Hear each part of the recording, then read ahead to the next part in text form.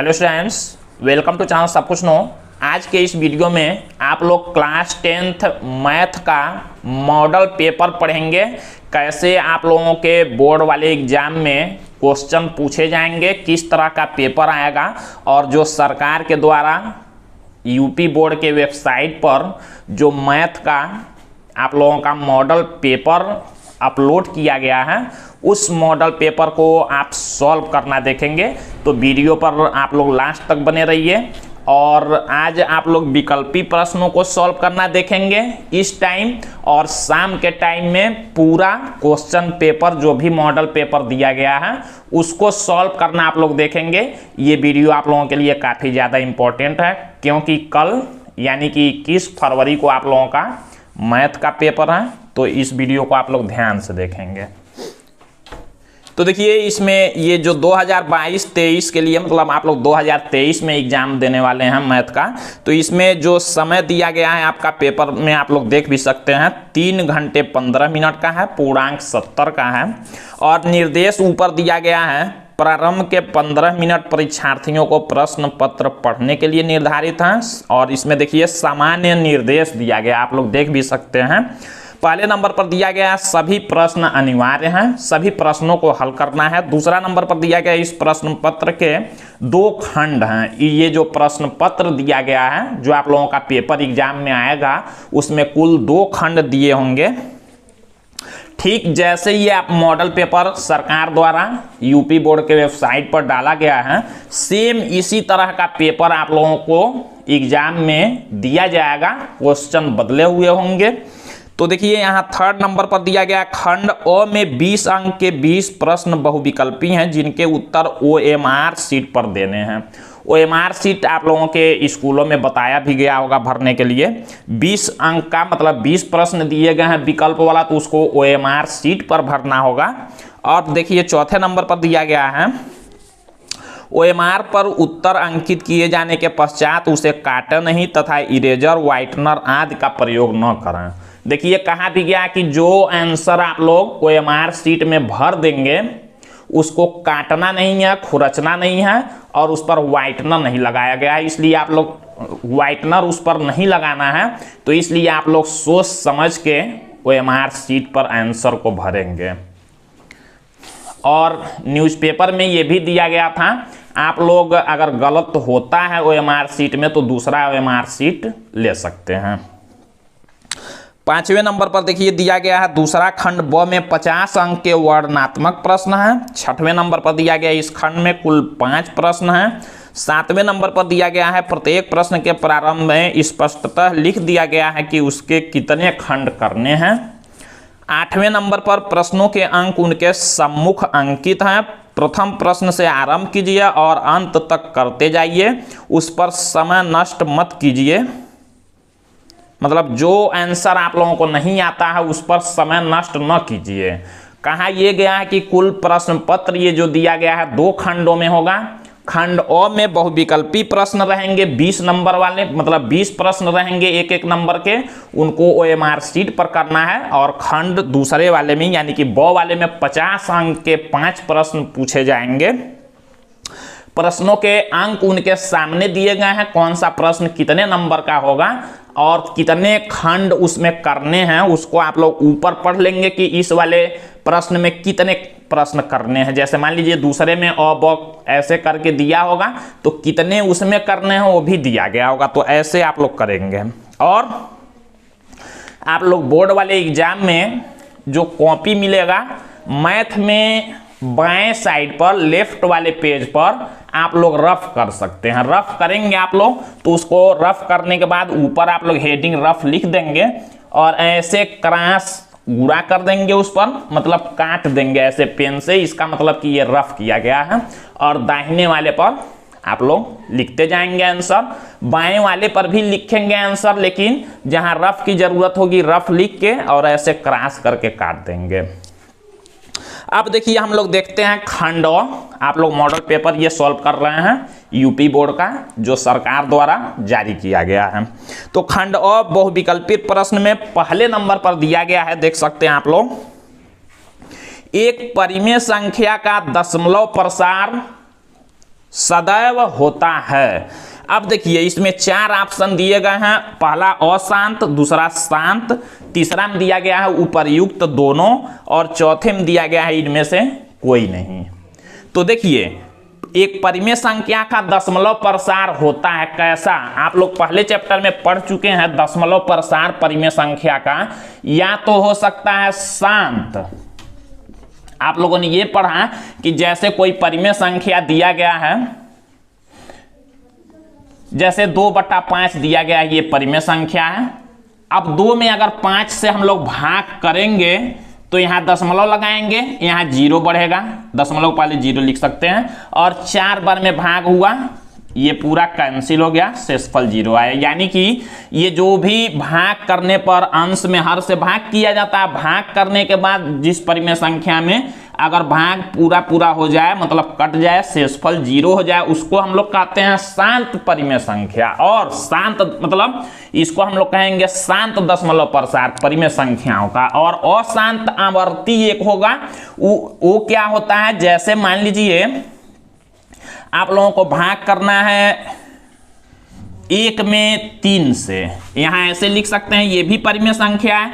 1 में 3 से भाग करना है, यहां दशमलव लगाएंगे, 1 0 बढ़ेगा, 3 बार में भाग होगा, 9 होगा, फिर 1 आएगा, दशमलव लगा चुके हैं, 1 बार 0 बढ़ा सकते हैं हर बार, तो फिर 3 बार में 9 होगा, फिर 1 आएगा, फिर 3 बार में ऐसे 0 बढ़ाएंगे तो फिर 9 होगा, ऐसे भाग होता रहेगा। ये संख्या देखिए रिपीट होता है, तो इसको कहते हैं हम लोग अशांत आवर्ती। इसको क्या कहते हैं, अशांत आवर्ती दशमलव प्रसार। अब देखिए शांत वाला भी परिमेय संख्या है, अशांत आवर्ती वाला भी परिमेय संख्या होता है। और अपरिमेय संख्या क्या होता है, जो संख्या भाग करने पर न तो कटेगा और न ही रिपीट होगा, उसको हम लोग कहते हैं अपरिमेय संख्या। तो देखिए ये परिमेय संख्या होता है, जो रिपीट होगा ये भी, और जो कट जाएगा ये भी, मतलब शांत और अशांत दोनों परिमेय संख्या। तो ऑप्शन आप लोग कौन सा बताएंगे, प्रश्न ये है, एक परिमेय संख्या का दशमलव प्रसार सदैव होता है, तो आप लोग क्या कहेंगे, अशांत शांत दोनों दिया, तीसरे नंबर पर दिया है उपर्युक्त दोनों, चौथे पर दिया इनमें से कोई नहीं। तो आप लोग कहेंगे उपर्युक्त दोनों, तीसरा वाला ऑप्शन सही होगा, उपर्युक्त दोनों, ये वाला टिक करेंगे आप लोग। अब देखिए दूसरे नंबर पर प्रश्न दिया गया एक शून्येतर परिमेय संख्या और अपरिमेय संख्या। शून्येतर का मतलब होता है, ये दूसरा वाला क्वेश्चन जो दिया गया है, शून्येतर परिमेय संख्या मतलब शून्य को छोड़ के, शून्येतर मतलब शून्य को छोड़ के कोई परिमेय संख्या मान लीजिए ले लीजिए, हमने मान लीजिए 2 ले लिया, तो कह रहा है कि एक शून्येतर परिमेय संख्या और एक अपरिमेय संख्या, अपरिमेय संख्या मान लीजिए √3 हो गया, दोनों का गुणनफल क्या होगा, तो जब गुणा करेंगे तो देखिए 2√3 होगा, मतलब अपरिमेय होगा। तो ऑप्शन आप लोग लिखेंगे सदैव अपरिमेय संख्या, पहला वाला ऑप्शन लगाएंगे आप लोग, सदैव अपरिमेय संख्या, इस पर आप लोग टिक करेंगे। नंबर क्वेश्चन में देखिए दिया गया रेखाओं x = 0 और 2x + 3y = 12 का प्रतिच्छेद बिंदु है, दोनों का प्रतिच्छेद बिंदु हो, कहने का मतलब क्या हुआ, देखिए 2x + 3y = दिया गया है कितना 12, और x = 0 कहाँ है, तो x के जगह पर हम लोग 0 रख के देखेंगे, तो 2 गुणा में x के जगह पर 0 और +3y = 12। सॉल्व करेंगे, ये पूरा 0 हो गया, बचेगा 3y = 12, 3 को इधर भेजेंगे, इधर गुणा में इधर आएगा तो भाग में होगा, y = 12 बटा हो जाएगा 3। देखिए 3 को इधर करेंगे, भाग करेंगे तो हो जाएगा 4, यानी कि y कितना आया 4। जब x बराबर हमने 0 रखा तो y कितना आया 4, 0 x है और y है 4, पहले आप लोग जानते हैं x लिखते हैं बाद में y, तो x 0 है y है 4, यानी कि ये वाला ऑप्शन सही होगा, 0 4 इसमें दिया है दूसरे नंबर पर, तो दूसरा वाला ऑप्शन आप लोग सही कर लेंगे। अब चौथा नंबर क्वेश्चन हम लोग देख लेते हैं, दिया गया वह सबसे बड़ी संख्या जिससे 70 और 125 को विभाजित करने पर क्रमशः शेषफल 5 और 8 प्राप्त हो। देखिए 70 और 125 से विभाजित करने पर शेषफल कितना बचे? 5 और 8 क्रमशः का है, मतलब 5 इसके लिए है, 8 इसके लिए। तो जो शेषफल होता है उसको पहले आप लोग घटा देंगे। 70 में से 5 घटाएंगे 65 होगा, 125 में से 8 घटाएंगे 117 होगा। अब देखिए इन दोनों संख्याओं का आप लोग एचसीएफ पहले चैप्टर में पढ़ चुके हैं, तो एचसीएफ दोनों का निकाल दीजिए। 65 का देखिए एचसीएफ जब आप लोग निकालेंगे 65 का, तो इसका जब गुणनखंड आप लोग करेंगे, यहां देख सकते हैं आप लोग गुणनखंड 5 से भाग करेंगे 13 बार में और 13 से 1 बार में, यानी कि 65 को हम लोग लिख सकते हैं 5 गुणा में 13। और 117 का जब करेंगे, 117 का जब करेंगे गुणनखंड, तो 3 से इसको कैंसिल कर सकते हैं 39 बार में, और फिर 3 से 13 बार में, और फिर 13 से 1 बार में। इसका गुणनखंड हुआ 3 गुणा में 13। और आप लोग जानते हैं एचसीएफ किसको कहा जाता है? एचसीएफ किसको कहा जाता है? जो इसमें उभयनिष्ठ होगा, मतलब कॉमन होगा। देखिए 5 इसमें है, इसमें नहीं, 3 इसमें है, इसमें नहीं, 13 यहाँ भी है, 13 यहाँ भी है, तो एचसीएफ दोनों का होगा 13। यानी कि कहाँ है वह कौन सी बड़ी से बड़ी संख्या, जब भी बड़ी संख्या का बात करेगा तो आप लोग समझेंगे एचसीएफ निकालना है। और आप लोग देख सकते हैं 5, 8 जब शेष बच जाए तो हमने दोनों को घटा दिया और जो संख्या बचा उसका हमने निकाल दिया एचसीएफ।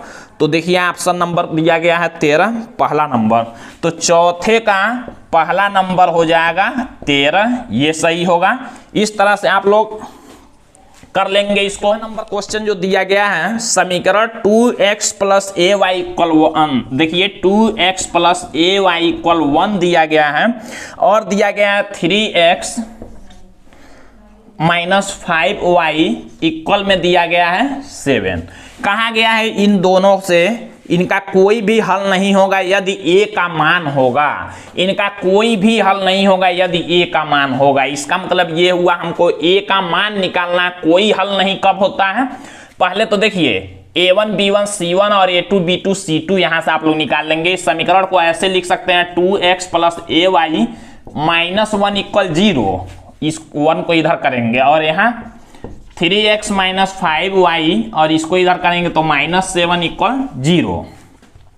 यहाँ से a1 इक्वल होता है 2, b1 का मान होता है a जो y का गुणांक होगा, और c1 का मान हो जाएगा -1 यहाँ का। फिर देखिए यहाँ से a2 का मान होगा 3 जो x का गुणांक होगा, b2 का मान होगा y का गुणांक यानी कि -5, और c2 बराबर ये पूरा यहाँ का -7। अब देखिए a1 b1 c1 a2 b2 c2 जब हमने निकाल लिया, हमको कहा गया है कौन सा देखना है? कोई हल नहीं, कोई भी हल नहीं का ये होता है प्रतिबंध उसका। a1/a2 = b1/b2 is not equal c1/c2, ये कंडीशन होता है।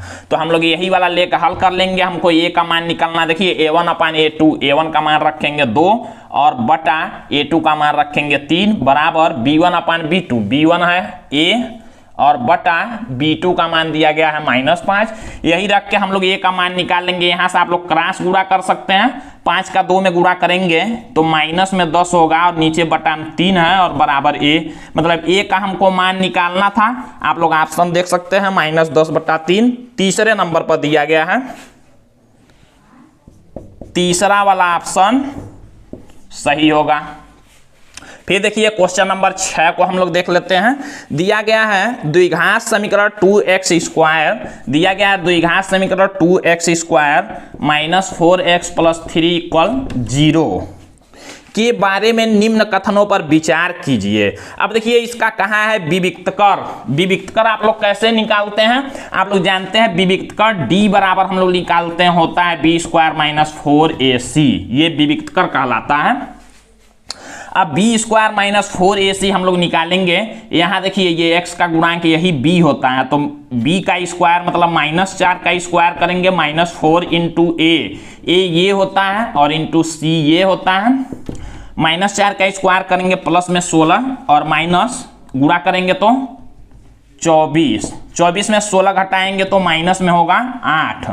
अब देखिए -8 क्या हो गया, 0 से कम हो गया। तो आप लोग कौन सा इसमें से ऑप्शन बताएंगे। दिया गए समीकरण का विविक्तकर 0 से कम है, यही विविक्तकर है, डी का मान 0 से कम है। दूसरा ऑप्शन समीकरण के कोई मूल वास्तविक नहीं है। तीसरा कहा है समीकरण का विविक्तकर 0 है। चौथा समीकरण के मूल वास्तविक हैं।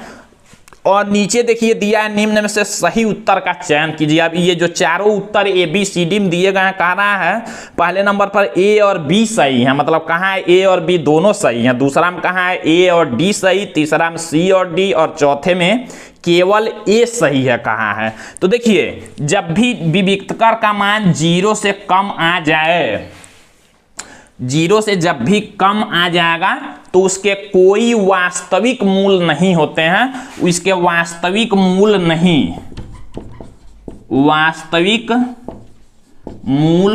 नहीं होते हैं। जब भी 0 से कम होगा, 0 के बराबर होगा तो वास्तविक और 2 समान मूल होते हैं। 0 से अधिक होगा तो वास्तविक और 2 अलग अलग मूल होते हैं, भिन्न मूल होते हैं। तो ये तो वास्तविक मूल ही नहीं है क्योंकि 0 से कम है, माइनस में है।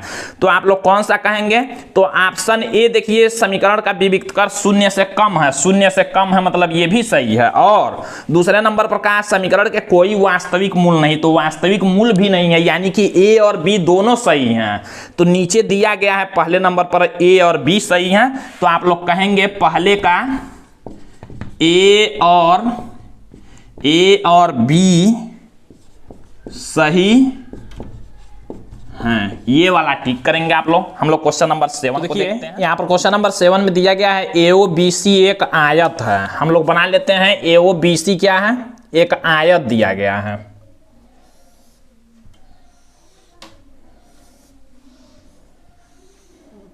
ऐसे मान लीजिए ये AOBC एक आयत दिया गया है और कहा गया है ए का निर्देशांक देखिए 0 3 है, ओ का निर्देशांक देखिए दिया गया है 0 3, इसका भी बी का निर्देशांक दिया गया है 5 0,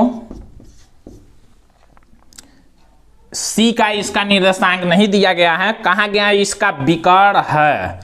3 शीर्ष इसके दिए गए हैं। देखिए 3 शीर्ष देने का मतलब यहाँ देखिए तीनों दिया गया, कह रहा है इसका विकर्ण है। विकर्ण मतलब विकर्ण की लंबाई, तो आप लोग जानते हैं ये विकर्ण होता है और ये भी विकर्ण, आयत के विकर्ण बराबर होते हैं। हमको ये विकर्ण का लंबाई बताना, आप लोग जानते हैं दूरी सूत्र जानते हैं।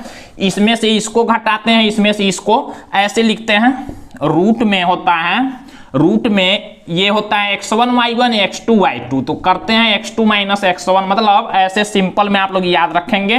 जब भी दूरी निकालना हो, निर्देशांक दिए गए हो, तो इस पहले में से ये पहला वाला घटा के और स्क्वायर लिखेंगे रूट में, और प्लस करके इस दूसरे में से ये दूसरा 0 माइनस 3 इसका होल स्क्वायर रूट में लिखेंगे, सॉल्व कर लेंगे। देखिए रूट में 5 में 0 घटाएंगे 5 ही होगा, 5 का स्क्वायर कर लेंगे तो 25, और प्लस 3 में से देखिए 0 घटाएंगे तो -3 का स्क्वायर करेंगे तो प्लस में 9 होगा, 25 9 जोड़ लेंगे तो रूट में 34 होगा। रूट में 34 इकाई, आप लोगों के ऑप्शन में इकाई नहीं लिखा हुआ है, रूट 34 दिया गया है, थर्ड वाला नंबर, तो ये थर्ड वाला आप लोगों का रूट 34 सही हो जाएगा। इस तरह से आप लोगों को सॉल्व करना है।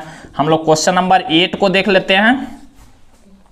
8 नंबर में देखिए दिया गया है, यदि समीकरण देखिए दिया गया है x² प्लस kx और प्लस माइनस में दिया गया है देखिए 5/4 और बराबर 0, और इसका एक मूल दे दिया गया है 1/2, इसका एक मूल दे दिया गया है 1/2, और कहा गया है k का मान निकालिए। तो देखिए जब भी मूल दिया होगा तो इसी में उस मूल को आप लोग रख सकते हैं। एक मूल दिया है तो x के जगह पर आप लोग 1/2 रख के हल कर लेंगे। देखिए x के जगह पर 1/2 रखेंगे तो इसका स्क्वायर प्लस k रहने देंगे, गुणा में x के जगह पर 1/2 लिख सकते हैं, और फिर माइनस 5/4 बराबर 0।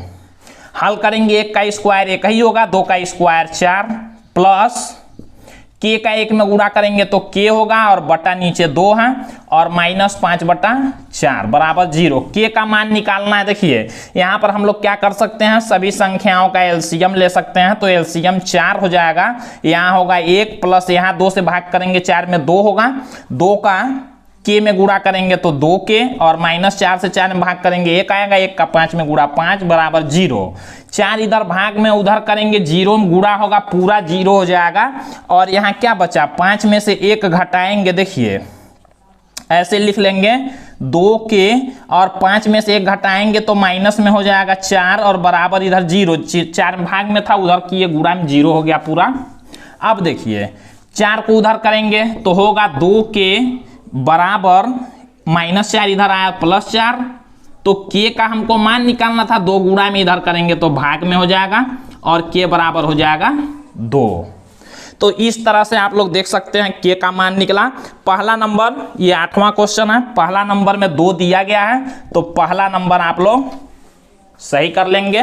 इस तरह से आप लोग आसानी सॉल्व कर सकते हैं क्वेश्चन को। क्वेश्चन नंबर 9 को हम लोग देखते हैं। दिया गया है 2 त्रिभुज समरूप होते हैं। आप लोग चैप्टर 6 त्रिभुज पढ़ चुके हैं। 2 त्रिभुज कब समरूप होते हैं, यदि इनके संगत कोण बराबर हो। पहला ऑप्शन इनके संगत भुजाएं एक ही अनुपात में हो, दूसरा ऑप्शन दिया है, और तीसरा में दिया उपर्युक्त दोनों, और चौथा में दिया इनमें से कोई नहीं। तो आप लोग जानते हैं 2 त्रिभुज समरूप कब होते हैं, जब उनके संगत कोण बराबर हो और उनकी संगत भुजाएं समान अनुपात में हो, एक ही अनुपात में, मतलब पहला और दूसरा दोनों सही है। तो इसके लिए ऑप्शन 3 दिया है उपर्युक्त दोनों, मतलब दोनों सही है। तो 9 नंबर के लिए आप लोग क्या करेंगे, 9 नंबर के लिए कौन सा वाला सही है, तीसरा वाला उपर्युक्त दोनों, इस वाले पर आप लोग सही का टिक कर लेंगे। यदि एक समकोण त्रिभुज ABC में कोण C बराबर 90 अंश, मान लीजिए कोई समकोण त्रिभुज दिया गया है जिसमें कहा गया है कि कोण C कितना है, 90 अंश हो गया है, समकोण है। यहाँ A और यहाँ B लिख लेते हैं। 90 अंश, AC बराबर 3 सेमी। देखिए ये AC दिया गया है 3 सेंटीमीटर है और BC देखिए 4 सेंटीमीटर दिया गया है। तो बिंदु C से जाने वाली माध्यिका, देखिए बिंदु C से अगर हम लोग इस पर माध्यिका कोई खींचते हैं ऐसे, तो इस माध्यिका की माप है, मतलब उसका लंबाई बताना। तो देखिए एक रूल आप लोग ये याद रखेंगे, जो समकोण त्रिभुज की जो माध्यिका होगी, समकोण त्रिभुज की जो माध्यिका होगी कर्ण पर जो खींची जाएगी, ये यानी कि CP जो होगी, ये कर्ण का आधा होता है। इसको आप लोग याद रखेंगे। कर्ण पर जो समकोण त्रिभुज में कर्ण पर जो माध्यिका होती है, ये कर्ण की आधी होती है। तो यानी कि हमको निकालना है कर्ण। कर्ण कैसे निकाल सकते हैं आप लोग, पाइथागोरस प्रमेय आप लोग जानते हैं। कर्ण मतलब AB का स्क्वायर। आप लोग ऐसे निकाल सकते हैं AB स्क्वायर बराबर BC square plus CA square. तो AB स्क्वायर बराबर BC देखिए दिया गया 4, मतलब 4 का स्क्वायर प्लस CA 3 है, 3 का स्क्वायर। तो AB स्क्वायर बराबर 4 का स्क्वायर 16 प्लस 3 का स्क्वायर 9। तो AB स्क्वायर बराबर 25। AB बराबर हो जाएगा ±5। ये स्क्वायर इधर आएगा तो रूट में होगा और वर्गमूल इसका निकालेंगे तो ±5 होगा। माइनस लेंगे नहीं लंबाई के लिए, केवल प्लस में 5 ले लेंगे, यानी कि 5 सेंटीमीटर कर्ण हो गया। तो हमको कर्ण नहीं बताना था, हमको माध्यिका CP लिखेंगे। इसलिए CP बराबर माध्यिका जो CP है इसकी लंबाई निकालना, तो कर्ण का हो जाएगा कितना, आधा। तो आधा के लिए 2 से भाग करेंगे तो हो जाएगा 2.5 सेंटीमीटर। ये वाला आप लोग टिक कर लेंगे। तो देख सकते हैं 2.5 सेंटीमीटर, यानी कि पहला नंबर दिया गया है 2.5 सेंटीमीटर, यही वाला सही होगा। इस वाले पर आप लोग गोला बनाएंगे। अब देखिए क्वेश्चन नंबर 11 को देखते हैं। दिया गया एक समचतुर्भुज के विकर्णों की लंबाइयां 16 सेमी और 12 सेमी है। समचतुर्भुज आप लोग जानते हैं कुछ इस तरह का होता है, जिसमें कोण उसके 90 अंश के नहीं होते हैं, चारों भुजाएं बराबर होती हैं, लेकिन कोण 90 अंश के नहीं होते हैं। और समचतुर्भुज के जो विकर्ण होते हैं एक दूसरे को समकोण पर काटते हैं, ये आप लोग याद रखेंगे, एक दूसरे को समकोण पर काटते हैं।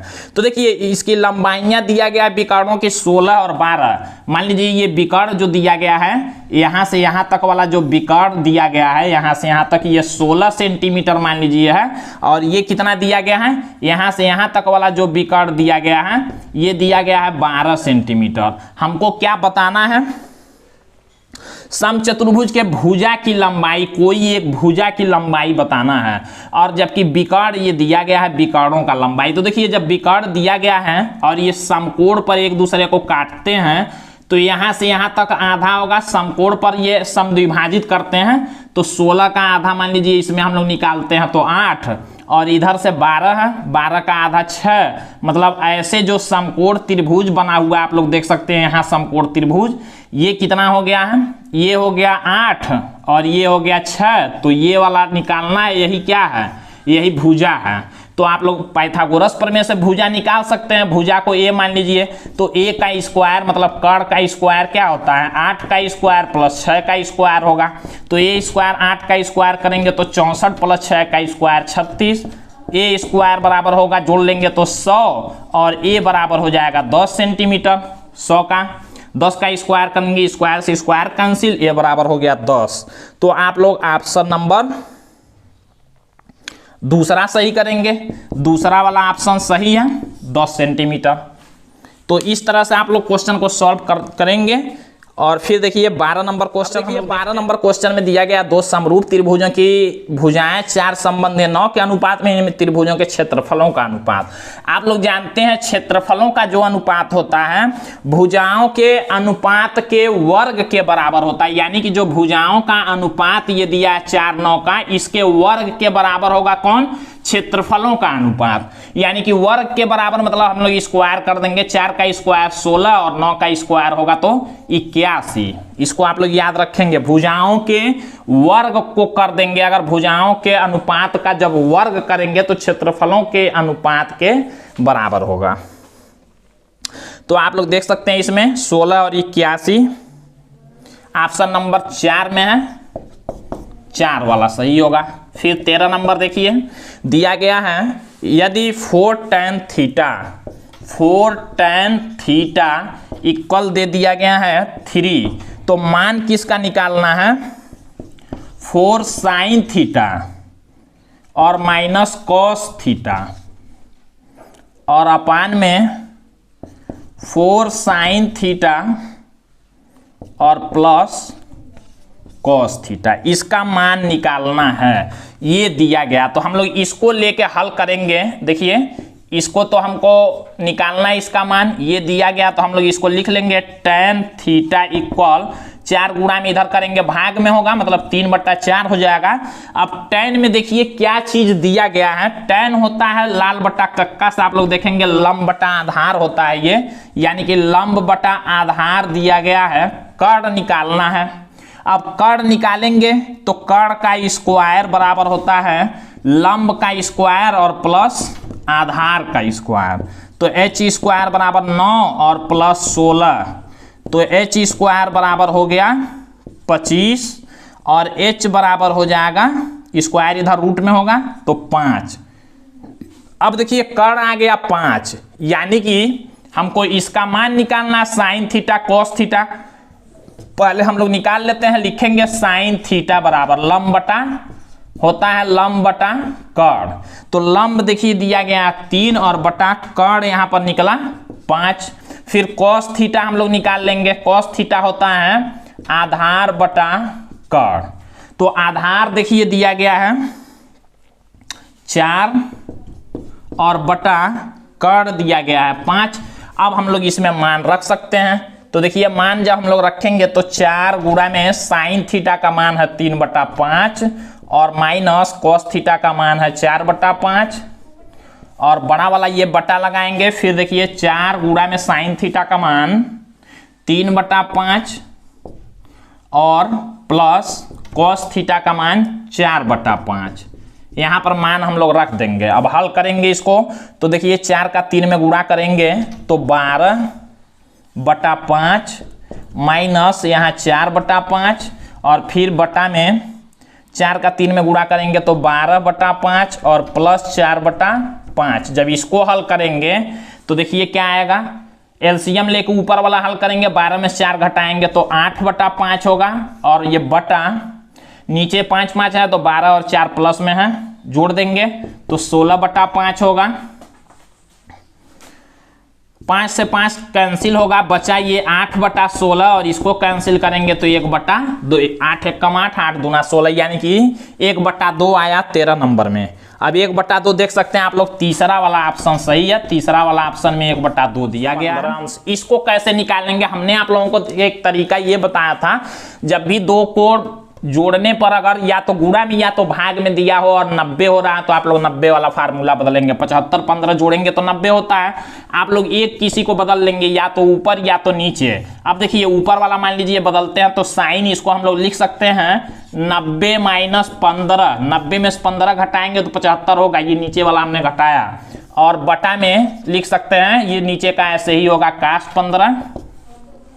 साइन 90 माइनस ए, फार्मूला साइन बदलता है कॉस में, यानी कि कॉस ए होगा, मतलब cos 15 और बटा में cos 15, कैंसिल करेंगे 1 आएगा, ये आंसर होगा। ऑप्शन नंबर हम लोग देखते हैं, 1 दिया है, 1 से कम 1 से अधिक 1 और 0, मतलब दूसरा नंबर में 1 दिया है तो दूसरा नंबर वाला सही होगा।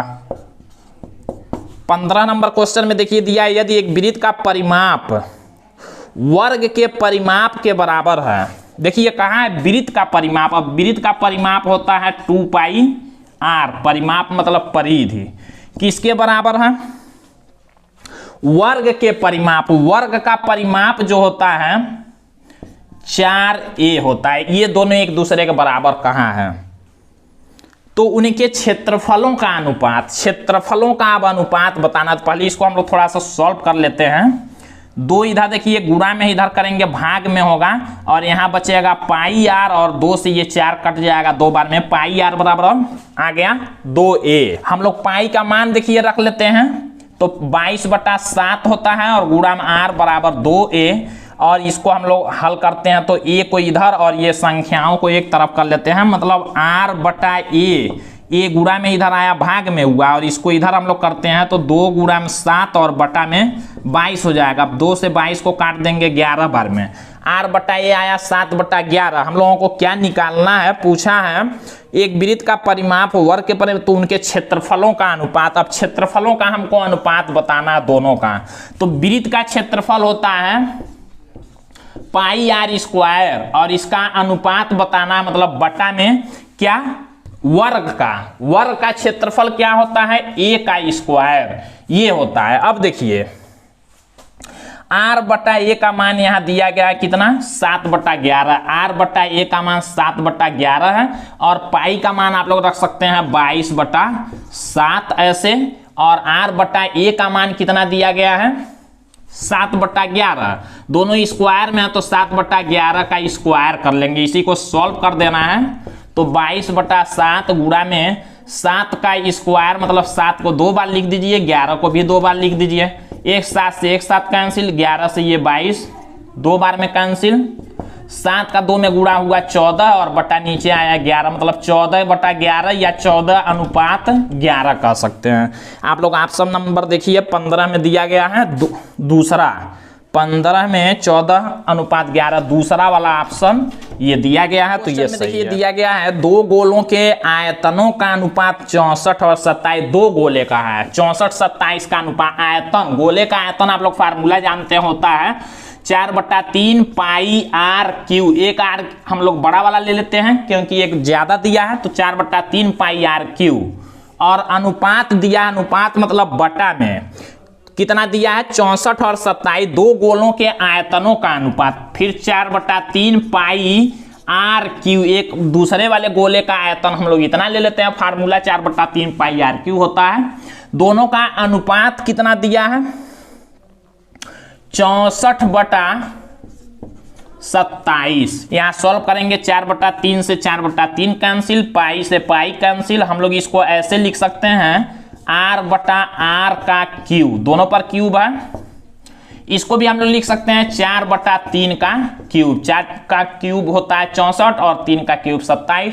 क्यूब से क्यूब कैंसिल, मतलब r/r आ गया कितना 4/3। क्यूब से क्यूब को हमने कैंसिल कर दिया। अब देखिए जब r/r आया 4/3, हमको क्या निकालना है, ये तो आयतनों का अनुपात दिया था, हमने हल कर लिया। पूछा है पृष्ठीय क्षेत्रफलों का अनुपात। तो देखिए गोले का पृष्ठीय क्षेत्रफल का फार्मूला होता है, यहां सॉल्व करते हैं।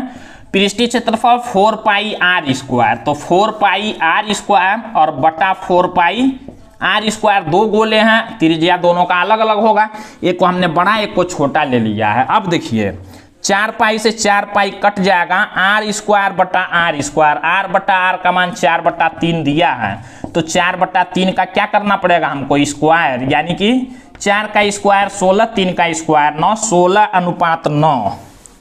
देख सकते हैं आप लोग 16 में चौथा नंबर वाला दिया है, ये आप लोग सही करेंगे 16/9 या 16:9। अब देखिए 17 नंबर क्वेश्चन में दिया है 1 से 10 तक की धनात्मक विषम संख्याओं का समांतर माध्य। अब 1 से 10 तक की धनात्मक विषम संख्याएं कौन होंगी, 1 होगा, फिर 3, फिर 5, फिर 7, फिर 9। 1 से 10 के बीच ही बताना है धनात्मक विषम पूर्णांक। इनका क्या बताना है, धनात्मक विषम संख्याओं का क्या बताना है, समांतर माध्य। तो देखिए समांतर माध्य के लिए क्या करते हैं, समांतर माध्य जब भी बताना होगा इन संख्याओं को जोड़ लेंगे, मतलब पदों का योग, और बटा में होता है पदों की संख्या। 5 संख्या है तो बटा 5 कर देंगे।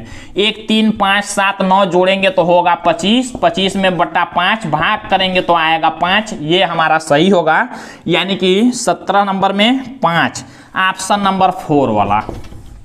फिर देखिए 18 नंबर हम लोग देखते हैं। दिया गया है माध्यिका को आलेखीय विधि द्वारा निम्न में से किससे प्राप्त किया जाता है। तो देखिए माध्यिका हमेशा तोरण द्वारा प्राप्त किया जाता है, तो तोरण वाला ऑप्शन पर टिक करेंगे आप लोग। पहला नंबर ऑप्शन है ये तोरण। फिर 19 नंबर हम लोग देखते हैं। दिया है यदि कुछ परीक्षणों का माध्य 27 तथा बहुलक 45 है तब माध्यिका होगी। काफी इंपॉर्टेंट क्वेश्चन ये भी दिया गया। यदि कुछ परीक्षणों का माध्य 27, माध्य भी दे दिया है और बहुलक भी दे दिया, और पूछा क्या है माध्यिका या माध्यक, बात एक ही हुआ।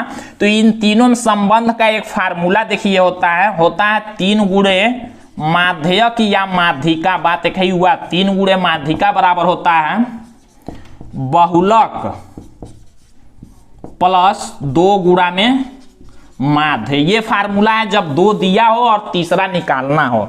तो देखिए क्या क्या दिया गया है, दिया है माध्य 27 है, ये माध्यिका पूछा है तो 3 गुणे माध्यिका हम लोग रहने देंगे।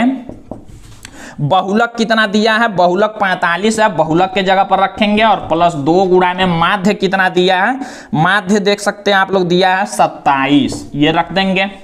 सॉल्व करते हैं तो 3 गुणा में ये माध्यिका है बराबर 45 और प्लस 2 का 27 में गुणा करेंगे तो 54। अब माध्यिका हमको जब निकालना है, माध्यिका जब निकालना है 3 इधर गुणा में इधर करेंगे, भाग में होगा, इस दोनों को जोड़ लेंगे तो 99/3 भाग करेंगे तो 33, यानी कि 33 देख सकते हैं आप लोग। दूसरा नंबर ऑप्शन पर 33 दिया है तो दूसरा वाला सही हो जाएगा। क्वेश्चन नंबर देखिए 20। वर्गीकृत आंकड़ों की से अधिक प्रकार और से कम प्रकार के संचयी बारंबारता वक्रों के प्रतिच्छेद बिंदु के भुज से आंकड़ों का प्राप्त होता है। जैसे देखिए ऐसे मान लीजिए आप लोग बनाते हैं से अधिक वाला और से कम वाला। से अधिक वाला ग्राफ कुछ इस तरह से ऊपर जाता है और से कम वाला ग्राफ कुछ इस तरह से नीचे आता है। तो कहा गया है कि जहां दोनों बारंबारता एक दूसरे को काटते हैं, जहां जिस बिंदु पर, तो उसके भुज से कौन सा चीज प्राप्त होता है। तो देखिए जहां काटते हैं हम लोग क्या करते हैं, उससे हम लोग नीचे की तरफ ऐसे लाइन ड्रा करते हैं और यही भुज होता है। यहां से यहां तक ये क्या है, एक्स वाला है, एक्स वाला, और ये वाई, एक्स वाले को भुज कहते हैं। तो हम लोग यहाँ ऐसे जब लाइन गिराते हैं, यहाँ पर भुज वाले पर क्या प्राप्त होता है हम लोगों को, माध्यिका प्राप्त होता है हमेशा। क्या निकालते हैं हम लोग, माध्यिका, या इसी को कह सकते हैं हम लोग माध्यक। माध्यक और माध्यिका दोनों एक ही नाम है, तो ये हम लोग निकालते हैं, ये x है। तो देख सकते हैं आप लोग ऑप्शन में दिया है माध्यक दूसरा नंबर पर, तो आप लोग कर देंगे 20वें वाले क्वेश्चन में, ये 20वां वाला क्वेश्चन का दूसरा नंबर दिया है माध्यक, ये वाला सही कर देंगे आप लोग। हम लोग माध्यक निकालते हैं इससे। तो इस तरह से ये देखिए बहुविकल्पी क्वेश्चन 20 नंबर का आप लोग ऐसे करेंगे, इसको OMR शीट मिलेगा, उसमें गोला बनाना होगा। जैसे मान लीजिए 18 नंबर का पहला सही है, तो 18 नंबर का पहले गोले पर आप लोग टिक करेंगे, 19 नंबर का दूसरा गोला पर आप लोग टिक करेंगे, ऐसे करते जाएंगे पेंसिल से। जो गोला ऐसे दिया होगा उस गोला के अंदर ऐसे अच्छे से आप लोग ये गोला बनाएंगे, बाहर की तरफ नहीं करेंगे, खूब अच्छे से पेंसिल से आप लोग या काले पेन से बना सकते हैं।